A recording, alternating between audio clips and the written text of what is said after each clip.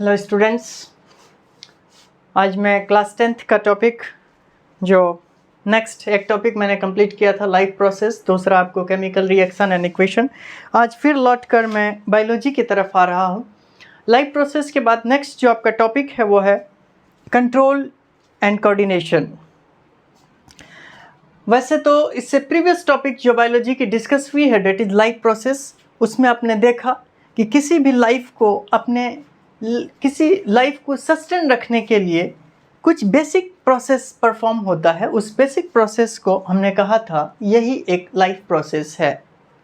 इसमें से 4 थे, that is nutrition, respiration, transportation and excretion.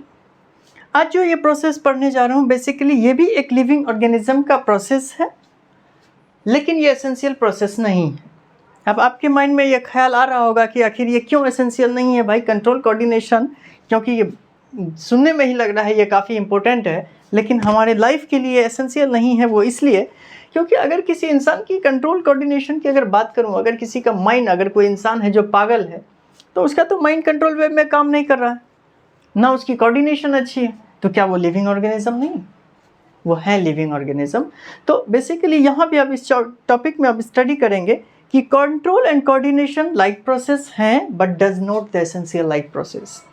और इसके बाद भी जो नेक्स्ट टॉपिक है दैट इज रिप्रोडक्शन, वो भी लाइफ का एक प्रोसेस है, लेकिन वो एक एसेंशियल लाइफ प्रोसेस नहीं है। मैं वहाँ पे इसको फर्दर डिस्कस करूँगा। आज तो बस एक बेसिक इंट्रोडक्शन होगी कंट्रोल एंड कोऑर्डिनेशन को लेकर के। आइए सबसे पहले आप हेडिंग डालिए,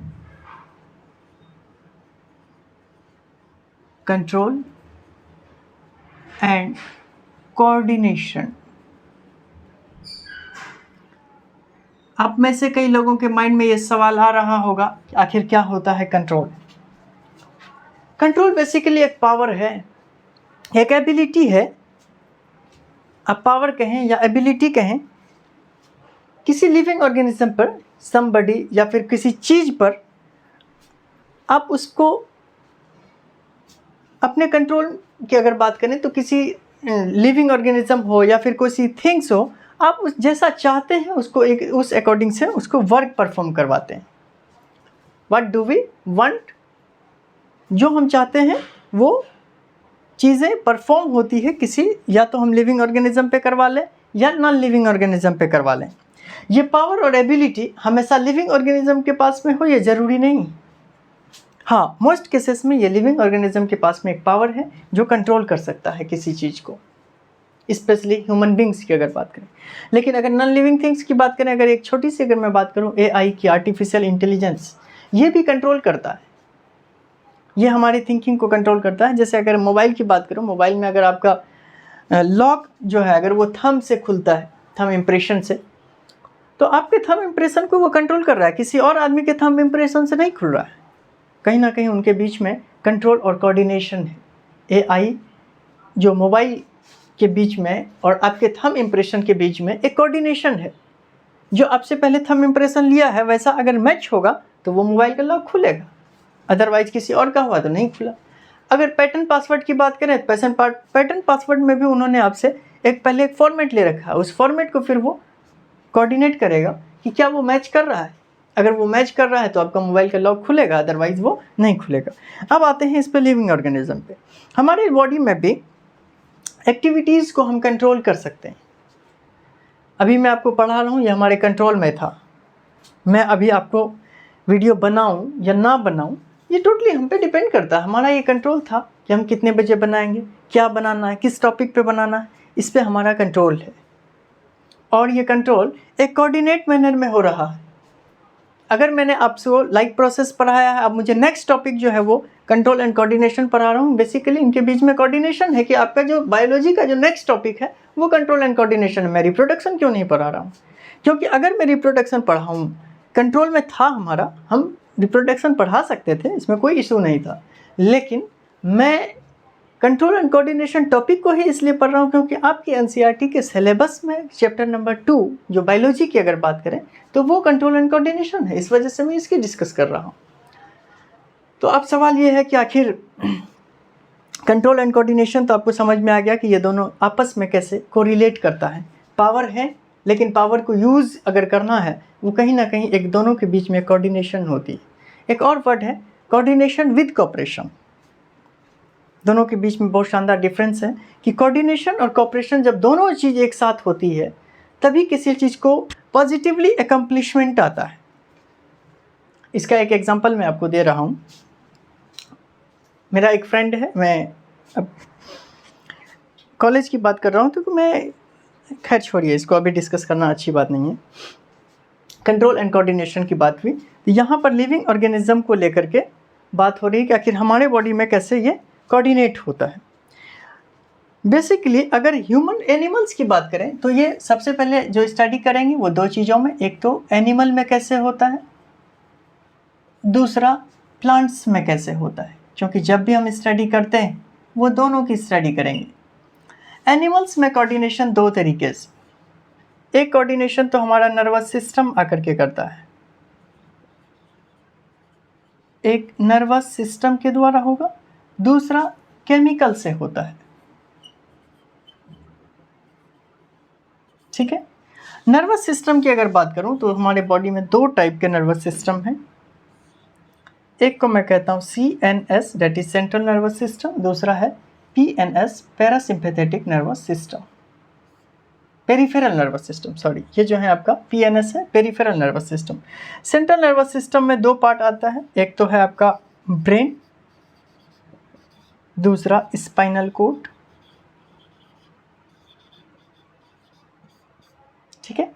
और पैरासिम्पैथेटिक नर्वस सिस्टम की बात करें तो यहाँ भी दो पार्ट है, that is SNS somatic nervous system, और दूसरा है PN सोमेटिक नर्वस सिस्टम और autonomic nervous system ANS। Somatic nervous system ये वॉलंटरी मूवमेंट कराता है,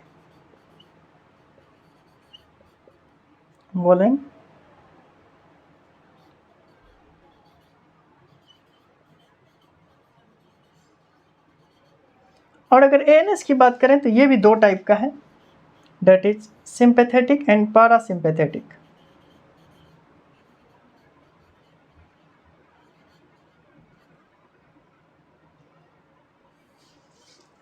सिंपैथेटिक एंड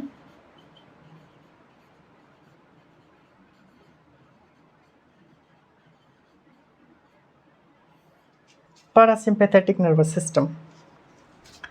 मैं आपको एक वे बता रहा हूँ कि ये कैसे स्टडी किया जाएगा। और केमिकल्स की अगर बात करें तो केमिकल्स होता है ग्लैंड्स, केमिकल्स में हार्मोन्स की बात होती है, और हार्मोन्स की अगर बात करें तो ये रिलीज होता है ग्लैंड से। ग्लैंड्स हमारे बॉडी में दो टाइप का, एक तो एक्सोक्राइन ग्लैंड्स,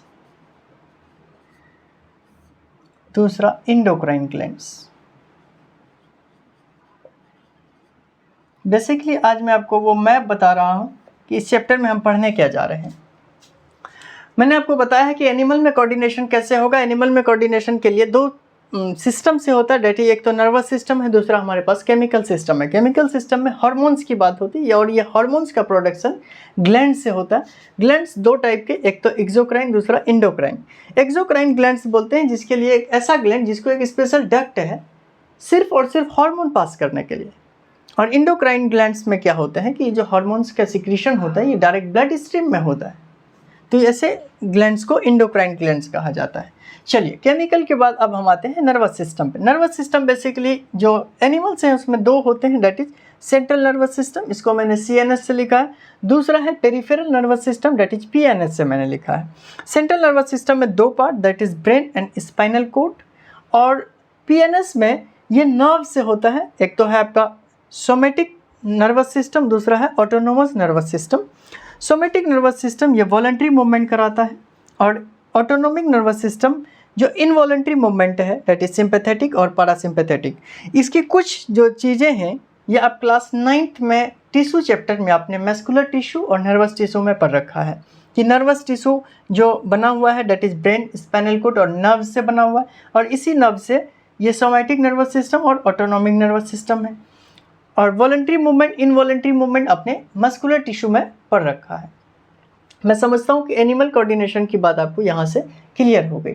अब प्लांट्स में कैसे होता है इसको भी डिटेल से डिस्कस करेंगे कि क्या इसके अंदर में नर्वस सिस्टम है, तो ऐसा कोई as it is nervous system नहीं है, तो केमिकल सिस्टम है, और उसको डिटेल में स्टडी करेंगे जब अपन प्लांट कोऑर्डिनेशन की बात करेंगे।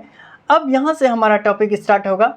सबसे पहले स्टडी करेंगे नर्वस सिस्टम के बारे में, और नर्वस सिस्टम के बाद कोऑर्डिनेशन की स्टडी करेंगे कि आखिर स्पाइनल कोड कैसे करता है, देन फिर ब्रेन के कौन कौन से पार्ट होते हैं। आज मैंने बेसिक आपको इंट्रोडक्शन दिया है कंट्रोल एंड कोऑर्डिनेशन को। नेक्स्ट क्लास में मैं डिस्कस करूँगा नर्वस सिस्टम से। नर्वस सिस्टम तो मैंने आपको बता रखा है कि कौन कौन से सिस्टम है जो काम कर रहा है। मैं नर्वस सिस्टम से स्टार्ट करूँगा, देन फिर इस रिफ्लेक्स आर्क, देन ब्रेन, और उसके बाद मैं केमिकल हार्मोन्स की डिस्कस करूँगा। आज के लिए इतना ही। Thank you. मिलते हैं नेक्स्ट लेक्चर में।